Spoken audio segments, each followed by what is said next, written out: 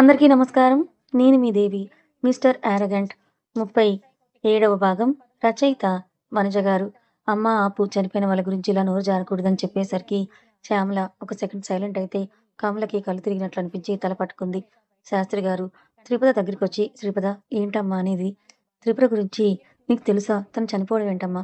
వేరే ఊర్లో ఉంది కదా అని మాట కూడా వణుకుతూ ఉంటే అడిగారు శాస్త్రి గారు. లేదు నాన్నగారు, త్రిపుర అత్తయ్య గారు చనిపోయి ఇప్పటికి 20 సంవత్సరాలు పైగా అవుతోందని, ఆవిడ మనతో ఈ ఇంట్లోనే కాదు, అసలు ఈ లోకంలోనే లేరు అని త్రిపద చెప్పేసరికి, త్రిపద అసలు విషయం చెప్పగానే శాస్త్రి గారు గుండె పట్టుకొని ఉరిగిపోయి అక్కడికక్కడే స్పృహ తప్పి పడిపోతారు. మిగతా అందరూ కూడా భయపడి వెంటనే అంబులెన్స్‌కి ఫోన్ చేస్తే ఆయన్ని హాస్పిటల్‌కి తరలిస్తే చుట్టుపక్కల ఉన్న అగ్రహారం ఇళ్ళ వాళ్ళందరూ పెళ్లి జరగాల్సిన ఇంట్లో ఇలా హాస్పిటల్ వ్యాన్ వచ్చిందేంటి? ఏం జరిగిందో అంటూ చెవులు కొరుక్కుంటూ కొంతమంది ఉంటే, ఇంకొంతమంది మాత్రం కాస్త టెన్షన్ పడ్డారు. ఎవరు ఏమనుకున్నా ఎలాంటి ప్రాబ్లమ్ లేదు కాబట్టి అంబులెన్స్‌లో ఇంకా వెనకే ఆటోలో మాట్లాడుకొని అందరూ కూడా శాస్త్రి గారిని హాస్పిటల్‌కి తీసుకొని వెళ్లారు. దగ్గరలో ఉన్న టౌన్‌కి. కానీ అక్కడ నార్మల్ ట్రీట్మెంట్ మాత్రమే జరుగుతాయి కాబట్టి ఆయన్ని టెస్ట్ చేసి జనరల్ ఫిజిషియన్ ఆయనకి హార్ట్ స్ట్రోక్ వచ్చినట్లుందని, దానికి తగ్గట్టు ఎక్విప్‌మెంట్ ఈ హాస్పిటల్‌లో లేదు కాబట్టి మీరు వేరే పెద్ద టౌన్‌లకి తీసుకొని వెళ్ళండని, వైజాగ్‌ను, విజయవాడను లేదంటే హైదరాబాద్ అయినా తీసుకొని వెళ్ళండి. ఎంత ఫాస్ట్‌గా తీసుకెళ్తే అంత ప్రమాదం తప్పుతుందని చెప్పేసరికి ఇక ఎవరి మాట, ఎవరి డెసిషన్ ఫైనల్ అవ్వలేక అందరూ కలిసి శాస్త్రి గారిని హైదరాబాద్‌లోని యశోద హాస్పిటల్‌లో జాయిన్ చేశారు. త్రిపద, మహిత నిమిషాల్లో రియాక్ట్ అవుతూ ఇంటి దగ్గర నుంచే హెల్త్ కార్డ్, ఆధార్ కార్డ్ కూడా తీసుకువచ్చినా కూడా ఎప్పుడో విడిపోయిన ఆంధ్ర, తెలంగాణ రాష్ట్రాలకు ఇప్పుడు ఇవి వర్తించవు కాబట్టి వెంటనే 50,000 అమౌంట్ పే చేయాలి. ఆ తర్వాతే ఆయనకు ఆపరేషన్ జరుగుతుందని డాక్టర్ తీర్మానించేయడంతో వాళ్ళు వైజాగ్, విజయవాడ కాకుండా హైదరాబాద్‌కే ఎందుకు తీసుకొచ్చామా అని ఫీలవుతూ ఉన్న క్షణాన శర్మగారు రిసెప్షన్‌లోకి వెళ్లి శాస్త్రి గారి పేరు మీద తన అకౌంట్‌లో దాచుకున్న 50,000 కట్టేయడంతో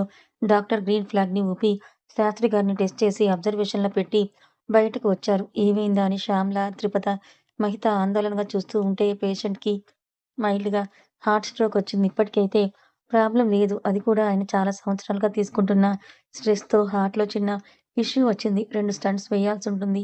ఇప్పటికైతే అబ్జర్వేషన్‌లో పెట్టారు. ఇది కూడా ఆయనకి ఏదో తెలియని విషయం ఇప్పుడే తెలిసినట్టు ఫీలయి ఇలా జరిగింది. ఇంకోసారి ఇలాంటివి జరగకుండా చూసుకోవాల్సిన బాధ్యత మీదే అని, మీ డెసిషన్ ఇక్కడే ఉంచి ఆపరేషన్ చేస్తారా? లేదా తీసుకెళ్తారా? అది మీ ఇష్టం అని చెప్పి వెళ్ళిపోవడంతో త్రిపద కాస్త ధైర్యం చేసి ఆపరేషన్‌కి ఎంత అవుతుంది డాక్టర్ గారు అని అడగటంతో 7-10 లక్షల వరకు అవ్వచ్చమ్మా అని చెప్పేసి డాక్టర్ వెళ్ళిపోగానే శ్యామల అయ్యో!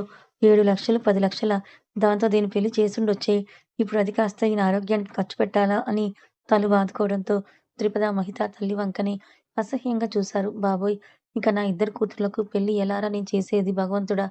ఎన్ని రోజులు నిన్ను నమ్ముకొని ఉంటే, ఈ రోజు నువ్వు మమ్మల్ని గతి పట్టించావా భగవంతుడా! అని అంటూ శ్యామల ఇంకా ఏడుస్తూ ఉంటే, గట్టిగా గగ్గోలు పెడుతూ ఉంటే శాస్త్రి గారు స్పృహ తప్పినప్పటి నుంచి కమల గారు కూడా ఈ లోకంలో లేకపోవడంతో ఆమె పూర్తి బాధ్యత మహిత తీసుకుంది. ఆవిడ కూడా ఉలిక్కిపడి లేచి అన్నయ్య అంటూ ఏడుస్తోంది. కానీ మహిత అత్తయ్య చూడు నాన్నకేం కాలేదు. జస్ట్ సెలైన్ పెట్టారంతే. నువ్వు కంగారు పడకంటూ సముదాయిస్తోంది.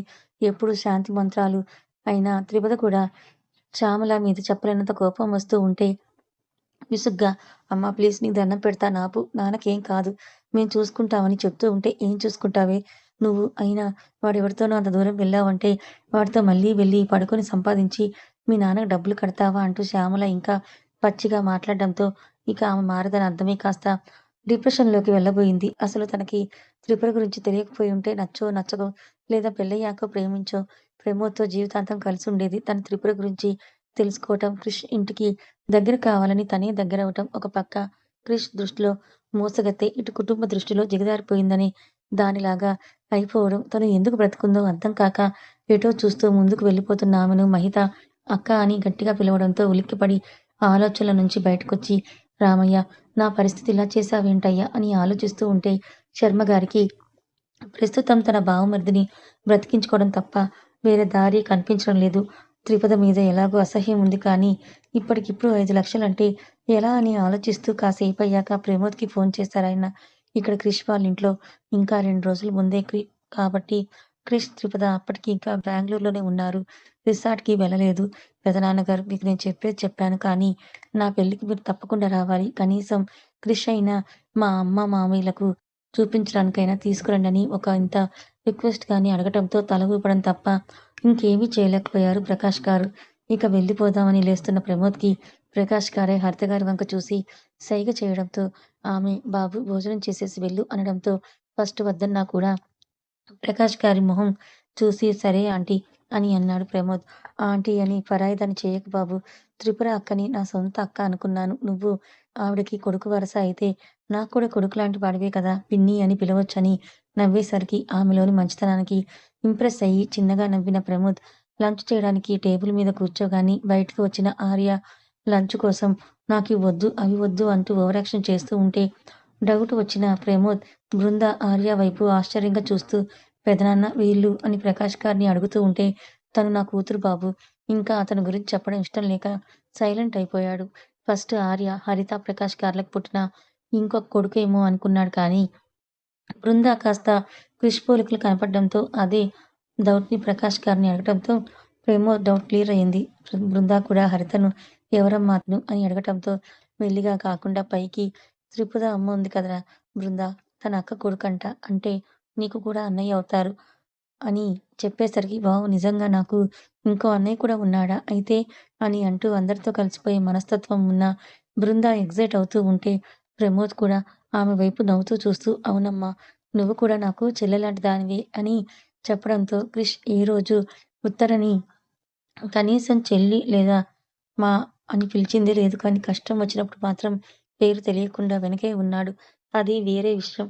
ఇలా బయటకి కనిపించేలా ఎప్పుడూ చూపించలేదు. అందుకే ప్రమోద్‌తో ఫాస్ట్‌గా కలిసిపోతూ ప్లేట్ తీసుకొని అతని పక్కన కూర్చుంది. ఆర్యకి ఆ డైనింగ్ టేబుల్ మీద ఒకటి కూడా నచ్చే వంట లేకపోవడంతో బృందని అడుగుతూ ఉంటే ఆమె అతన్ని నెగ్లెక్ట్ చేసి వెళ్ళడం నచ్చక అందరి వైపు కోపంగా చూస్తూ బయటకు వెళ్ళిపోవాలని అనుకున్నాడు కానీ అలా చేస్తే క్రిష్ నుంచి ఎలాంటి రియాక్షన్ ఉంటుందో తెలుసు కాబట్టి అన్నీ మూసుకొని డైనింగ్ టేబుల్ మీద ఉన్న వంటలని హరిత వడ్డిస్తూ ఉంటే తినేసి రూమ్‌లోకి వెళ్ళిపోయాడు. లంచ్ అయిపోయాక సరే పెదనాన్నగారు ఇంక నేను బయలుదేరుతాను. పెళ్లి డేట్స్ ఫిక్స్ అవ్వగానే నేను, త్రిపద వచ్చి మిమ్మల్ని ఇన్వైట్ చేస్తాము. మీరు ఖచ్చితంగా ఇంటికి రావాలని చెప్పడంతో అలాగే బాబు అని చెప్పి పంపేశారు ప్రకాష్ గారు. ఏం జరుగుతుందో అని ఊహించిన పృథ్వీకి అన్నీ కాస్త సవ్యంగానే జరుగుతూ ఉండడంతో ఈ విషయం ఫస్ట్ క్రిష్‌కి చెప్పాలనుకున్నాడు కానీ ఎన్నిసార్లు కాల్ చేసినా అటువైపు నుంచి అతను మీటింగ్స్ కదా! ఈ గోలతో కట్ చేస్తూ ఉండడంతో బిజీ అనుకుని మళ్ళీ చేద్దామని ఫిక్స్ అయ్యాడు పృథ్వీ. ఏంటండి మీరు మనకు అన్నయ్య ఇష్టపడ్డ అమ్మాయికి ఇంకొకరితో పెళ్లి అంటే అంత ఈజీగా తీసుకున్నారని హరిత కాస్త కోపంగా అడుగుతూ ఉండడంతో ఇంకేం చేయమంటావు హరిత చెప్పు. ఒకప్పుడు నేను త్రిపురని ఎలా తీసుకొచ్చానో ఇప్పుడు కూడా క్రిష్‌కి అలాగే నూరిపోసి త్రిపురని తీసుకొచ్చి ఆ కుటుంబాన్ని మరోసారి తలదించుకునేలాగా చేయమంటావా? అని అయితే బయటికే అన్నాడు కానీ కొడుకు తల్లి తర్వాత కోరుకున్న అమ్మాయి ఇక్కడ దూరం అయిపోతే ఇంకా ఎంత రూత్‌లెస్‌గా తయారవుతాడో ఊహించి మనసులోనే బాధపడుతున్న ప్రకాష్ గారికి ఆయన హాస్పిటల్స్ చైన్ నుండి కాల్ వచ్చింది. సార్ మన హాస్పిటల్స్‌లో ఎల్లుండి ఇన్ఫెక్షన్ ఉంది. ఫారెన్ డాక్టర్స్ వస్తున్నారు. చైర్మన్‌గా మీరు తప్పకుండా రావాలని ఆ హాస్పిటల్ డీన్ మాట్లాడడంతో క్రిష్ లేడు గనక తనే చూసుకోవాలి. అందుకని వస్తానని చెప్పి కాల్ కట్ చేసి ఆలోచనలో మునిగిపోయారు ప్రకాష్ గారు. ప్రమోద్ ప్రకాష్ గారి ఇంటి నుంచి వెళ్ళిపోయిన 2 రోజులకు అంటే అగ్రహారంలో శాస్త్రి గారికి హార్ట్ స్ట్రోక్ వచ్చిన సాయంత్రానికి డాక్టర్ 10,00,000 దాకా డబ్బు ఖర్చవుతుందని చెప్పడంతో ఒక పక్క శ్యామల పెడుతున్న గోల, ఇంకో పక్క త్రిపద మహిత ఏడుస్తున్న ఏడుపు, కమల కళ్ళు తిరిగి పడిపోవడం ఇవన్నీ చూస్తున్న శర్మ గారు కొడుకు ఏమైనా సాయం చేస్తాడేమో అనుకుంటూ ప్రమోద్‌కి కాల్ చేశారు. అంటే ఒక్క క్రిష్‌కి తప్ప అందరూ ప్రెజెంట్‌లోనే ఉన్నారు. ఆ విషయం మీరు గమనించాలి. హలో నాన్నగారు ఎలా ఉన్నారు? బావున్నారా? అని ఒక పక్క కంగారుగా, ఇంకో పక్క గౌరవం కూడా యాడ్ చేసి అడిగాడు ప్రమోద్. ఎందుకంటే శర్మ గారు అతనికి ఎప్పుడు ఆ టైంలో కాల్ చేయలేదు కాబట్టి, ప్రమోద్ అంతా బాగానే ఉన్నాం కానీ నీకు హైదరాబాద్ రావడానికి ఏమైనా వీలు పడుతుందా? అని శర్మ గారి స్వరం కాస్త చిన్నగా రావటంతో ఏమైంది నాన్నగారు? ఏదైనా సమస్యనా? అని అతను అడగటంతో నువ్వు హైదరాబాద్‌కి వచ్చే వీలు ఉంటే మాత్రం వెంటనే రావా? అని శర్మ గారు ఇంకొకసారి చెప్పేసరికి నేను ఆఫీస్ పని మీద 5 రోజుల నుంచి హైదరాబాద్‌లోనే ఉన్నాను నాన్నగారు. ఏమైంది? అని ప్రమోద్ అడుగుతూ ఉంటే శాస్త్రికి గుండెపోటు వచ్చింది. హైదరాబాద్‌కి తీసుకొని వెళ్ళమని అక్కడి డాక్టర్లు చెప్తే ఇక్కడికే చేర్పించాము. ఇదేదో కేఎం హాస్పిటల్ అంట. మీకు వీలుంటే త్వరగా రా అని శర్మగారు ఆదేశం ఇవ్వడంతో కంగారుగా ఇప్పుడే బయలుదేరుతున్నాను నాన్నగారు అని అంటూ ఆఫీస్‌కి ఆ రోజు లీవ్ పెట్టేసి కేఎం చైన్స్ ఆఫ్ హాస్పిటల్స్‌కి బయలుదేరాడు ప్రమోద్. కానీ ఫోన్ కట్ చేసిన శర్మగారికి ఒకటే ఆలోచన. ప్రమోద్ ఇంకా త్రిపద ఇద్దరు బావ మరుదులు. ఇద్దరికీ చిన్నప్పటి నుంచి మంచి స్నేహం ఉంది. ఫోన్లలో కూడా. ఇంతకుముందయితే అవసరానికి మాట్లాడుకునేవాళ్ళు.